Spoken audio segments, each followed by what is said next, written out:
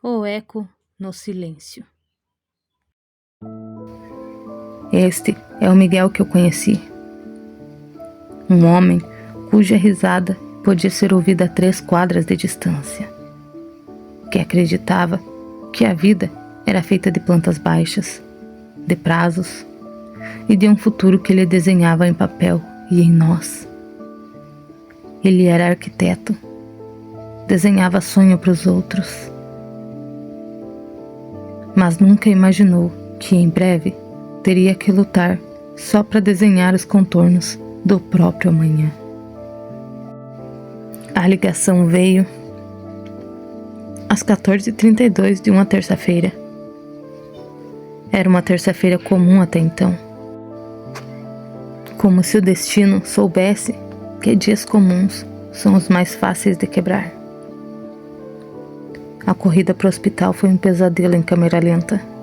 Semáforos fechados, pneus cantando e a minha respiração presa na garganta, com a voz dele ecoando na minha cabeça. Te amo, te encontro em casa. Quando cheguei na UTI, ele estava lá, conectado a fios, respirando, mas os olhos dele não me viam. O médico entrou com o laudo na mão, o rosto sério, mas compassivo, e disse as palavras que apagam o mundo. Senhorita Beatriz, o impacto foi muito forte. Hemorragia cerebral extensa. Não há atividade cortical detectável. Com todo o respeito, Miguel está clinicamente morto. Ele é um doador em potencial. Precisamos da sua autorização para isso. O som sumiu. Só ficou o bip rítmico, implacável. Eu parei de ouvir. Comecei a olhar. A mão dele ainda estava quente. O peito ainda subia. E eu pensei, como pode um homem que respira estar morto? Sentei ao lado da cama. Segurei as mãos dele e falei sobre a Laura, sobre a casa que ele projetou, sobre o amor que eu ainda sentia, mesmo com a medicina dizendo que ele não existia mais. Eu falava para um túmulo vivo, ou era o que eu achava. Na terceira noite, o hospital estava em silêncio, só o ventilador pulmonar fazendo o trabalho dele. Eu me inclinei perto do rosto dele e sussurrei: volta pra gente, por favor. E então vi uma lágrima escorrendo no canto do olho semiaberto.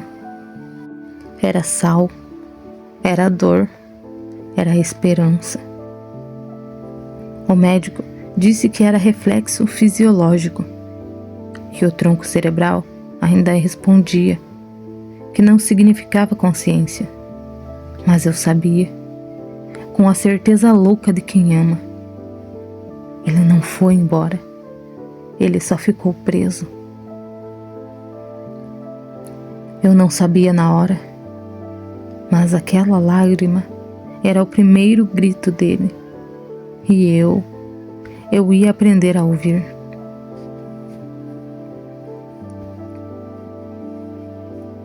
O primeiro som que eu lembro não foi a batida.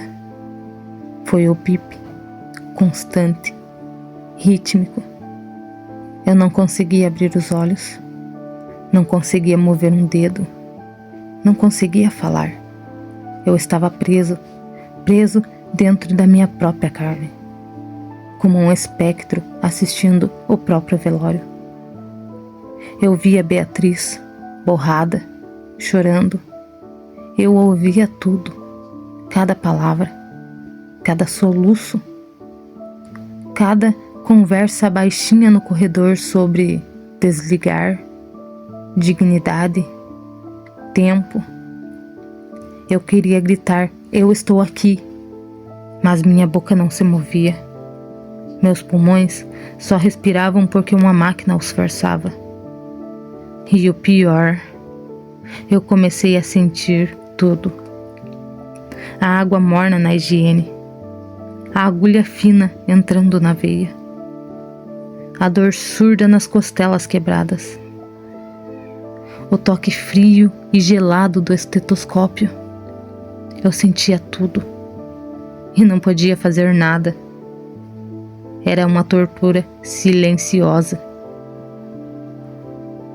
Um grito engolido por tubos. A única voz que ancorava era a dela. Beatriz, quando ela falava, o abismo recuava 1 milímetro.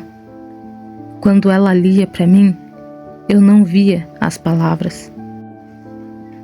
Eu sentia o ritmo, e no ritmo eu me lembrava de quem eu era.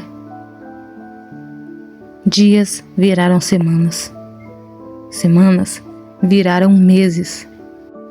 A equipe médica mudou, os olhos mudaram, de esperança para pena, de pena para rotina. E eu comecei a temer uma coisa: que eles decidissem por mim. Naquela tarde, eu ouvi o médico dizer: a família precisa tomar uma decisão. Manter os aparelhos é prolongar o sofrimento. Não há diagnóstico de recuperação neurológica. Eu entrei em pânico. Pânico de ser enterrado vivo, de ser desligado enquanto ainda pensava. Encontrei um reservatório de energia que eu não sabia que tinha. Foi no dedo mindinho da mão direita. Foquei tudo ali. Cada neurônio, cada memória, cada eu te amo que eu nunca disse de volta. Empurrei com força bruta, um desespero puro. O dedo tremeu. Não foi quase nada, apenas um espasmo, um frio. Beatriz não percebeu. Ela estava com a cabeça apoiada na cama, exausta. E eu chorei por dentro. De impotência, mas não parei. Eu sabia que um dia ela ia olhar no lugar certo, no momento certo. Eu esperei, no escuro, no bip, no silêncio, até que ela voltou e pediu: me dá um sinal. E eu dei. Não foi um milagre, foi guerra. Uma guerra silenciosa travada milímetro por milímetro, enquanto o mundo já tinha assinado a minha sentença. As pessoas me chamavam de teimosa, os médicos de iludida, minha família de mártir. Mas eu não estava lutando contra a medicina. Eu estava lutando contra o esquecimento. E eu sabia, com a certeza cega de quem ama, que ele não estava lá dentro à toa. Naquela tarde, eu segurei a mão dele como sempre. Mas algo na minha voz estava diferente, mais firme, mais urgente. Olá, meu amor. Hoje, a Laura fez um desenho na escola. Era a nossa família. Ela disse que quando você voltar, a gente constrói uma casa igual. Ela não desiste. E eu também não vou desistir. Por favor, se você puder me ouvir, me dá um sinal. Qualquer coisa. Um aperto na minha mão. Por favor. Eu fechei os olhos. Esperei. O silêncio da sala pesava como chumbo nas minhas costas. Eu já estava me levantando, pronta para mais um dia de vazio, quando senti uma pressão minúscula, quase inexistente, mas real. Eu abri os olhos, olhei para a mão, apertei de volta. Miguel, você apertou minha mão? Esperei 2 segundos, 3, e veio de novo, um pouco mais forte. Meu peito explodiu. Apertei o botão de emergência, gritei, chorei. A equipe entrou, cética. Pode ser reflexo, dona Beatriz. Não é reflexo, ele tá aqui, ele me ouviu. Fizeram um EEG rápido.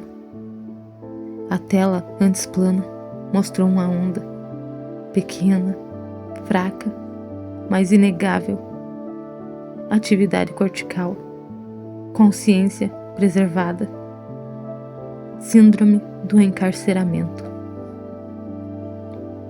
O médico olhou para mim, os olhos arregalados.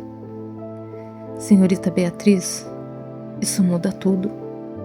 Ele não está morto, ele está preso e precisa de reabilitação intensiva, imediata. Eu ouvi o pedido dela. Eu usei cada fragmento de energia que me restava naquele aperto. Foi a coisa mais difícil que já fiz. Mais difícil que o acidente. Mais difícil que o escuro. Porque exigir do corpo o que a mente manda, quando o corpo está em ruínas, é pedir para o oceano virar rio. Mas valeu a pena. Eu vi o rosto dela, vi o desespero virar esperança e soube que eu não ia desistir. Não enquanto ela estivesse ali. A medicina deu o diagnóstico, mas foi o amor que deu o prazo. E o prazo era todo o tempo que ela ainda tinha para esperar.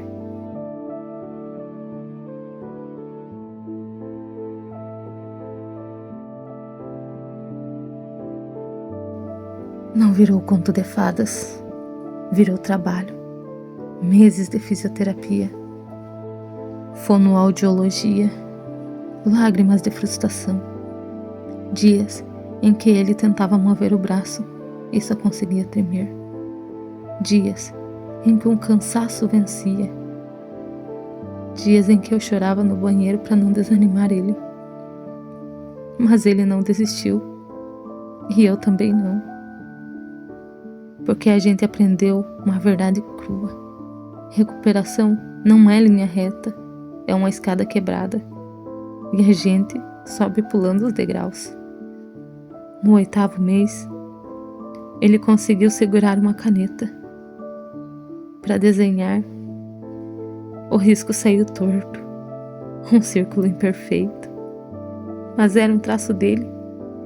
E era o bastante.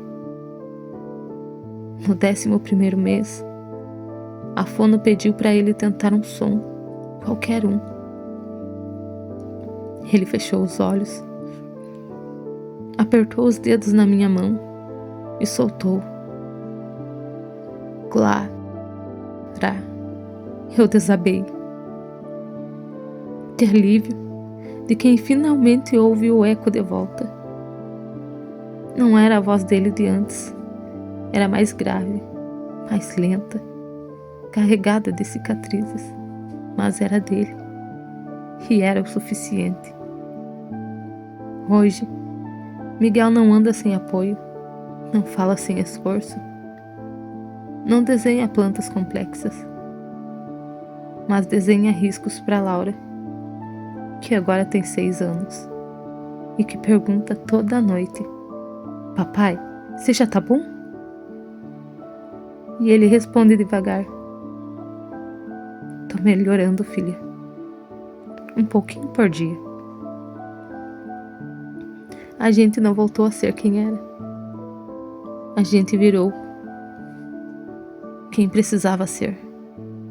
Mais lento, mais atento, mais grato pelo simples, pelo ar, pelo toque, pela voz que voltava mesmo quando o mundo já tinha desligado o som. Às vezes, eu ainda sonho com o Pipe, com o escuro, com o medo de ser apagado. Mas aí eu acordo, vejo a Beatriz dormindo na poltrona, ouço a Laura rindo no corredor e lembro: ninguém salva ninguém. A gente só segura a mão e segura até a pessoa lembrar de andar. Se você tá ouvindo isso e tem alguém em coma, em UTI, em silêncio, não desista da voz. Não pare de falar.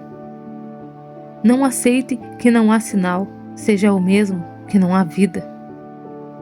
O cérebro escuta, o coração responde, e o amor não precisa de milagre, só precisa de presença. Eu não sou um sobrevivente, sou um eco que voltou porque alguém gritou meu nome no vazio, e o vazio devolveu. Quando a Laura pergunta o que é coragem, eu não falo de heróis. Eu mostro a mão da mãe dela, segurando a minha, no escuro, no bip, na espera. Coragem é não soltar, nem quando o mundo diz para desligar. A jornada não acabou, ela só mudou de forma. De hospital para casa, de silêncio para voz rouca, de luto para reconstrução. E tá tudo bem, porque a gente não precisa ser perfeito para ser inteiro, só precisa estar junto. Se um dia você sentir que tá preso, não se esqueça, alguém tá do outro lado, segurando sua mão, chamando seu nome, e enquanto houver voz, há caminho. Enquanto houver mão, há volta. O eco não some, só espera quem tem a coragem de gritar de volta.